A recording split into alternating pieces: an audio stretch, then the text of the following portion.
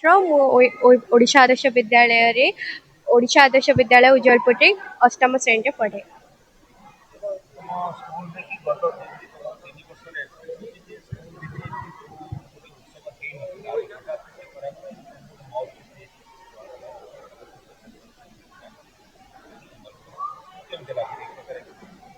प्रथमे डर लगुला किंतु आमे प्रैक्टिस करथिलु तो एना समस्त आगे भल लगिला कहबा पई डर छाड़ी गला।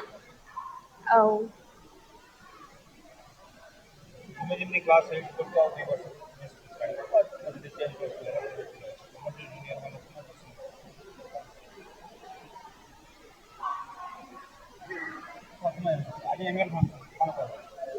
आज एनुअल फंक्शन बहुत बढ़िया हैला। आम स्कूल प्रथम थर पई आज एनुअल फंक्शन करूची।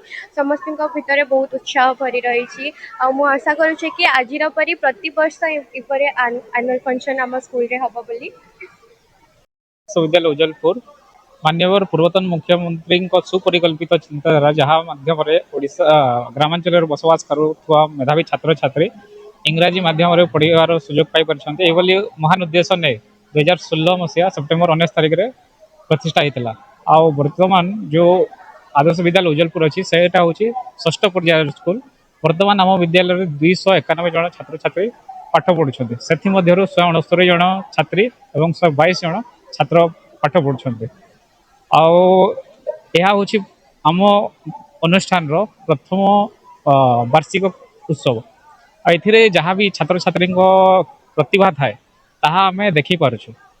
आगामी दिन रे एटा आउ भल भाव हो एवं छात्र छात्री जहाँ भी माने ये अच्छी क्रिएटिविटी अच्छी सेटा आमे देखी पारिबो बोली आशा और विश्वास अच्छे।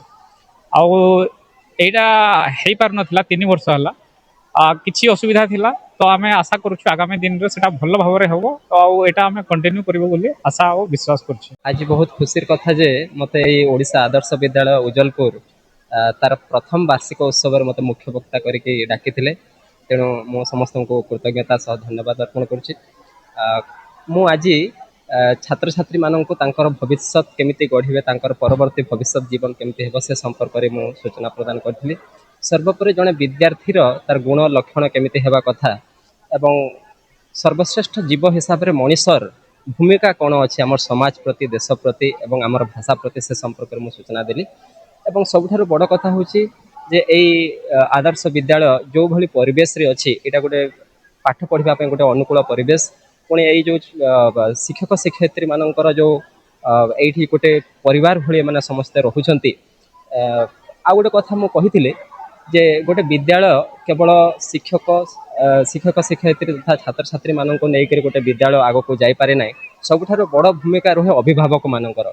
तो मु आज एठी अनेक अभिभावक मानक देखिक मते खुशी लगिला कारण यही ओडिशा आदर्श विद्यालय प्रकृत में अन्य विद्या मानकर आदर्श होगा कथा जे एमाने समस्त को नहीं चलुंट ये सब कथा। आगे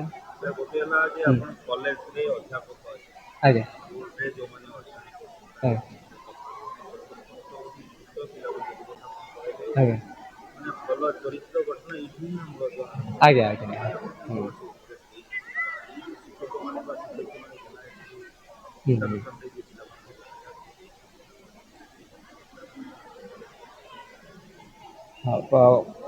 कथा हूँ पाठ पढ़ाटा केवल पिला मानकर पाठ्य पुस्तक भितर रही न जाऊ से अन्यान्य सबू कथा को से नहीं चलतु। जमीक मुझे देखुची पिला माने आमर संस्कृति को यही मंच उपर प्रदर्शन करुछंती।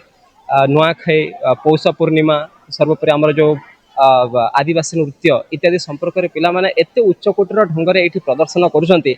मते लागुचे से पाठ्य पुस्तक बहिर्भूत अन्यान्य सबू कथा मध्य से जानुछंती।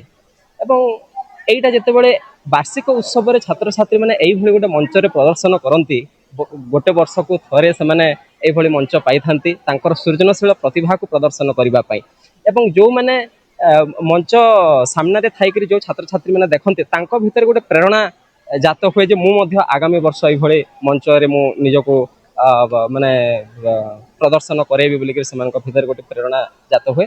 मुझे आउ गोटे कथा कहली ये जो वार्षिक उत्सव अवसर में जो प्रतियोगिता सब होता प्रबंध प्रतियोगिता कविता लिखन प्रतियोगिता तो से जो मैंने भाग नहीं तो आज पुरस्कृत हेले। सृजन मनस्क हुंतु आमर ओडिया भाषा साहित्य संस्कृति प्रति से सचेतन हुंतु आगु एमती लिखंतु सर्वोपरि प्राचीर पत्रिका जो उन्मोचन होती एवं जो आर्ट गैलरी से जो छात्र छात्री मान द्वारा जो चित्र करिसेंती एटा प्रकृत में छात्र छात्री मानकर प्रतिभा प्रदर्शन करिवार गोटे उत्सव एटा एवं से पिला माने निजको जो प्रदर्शन करिसेंती मते बहुत भल लागिला।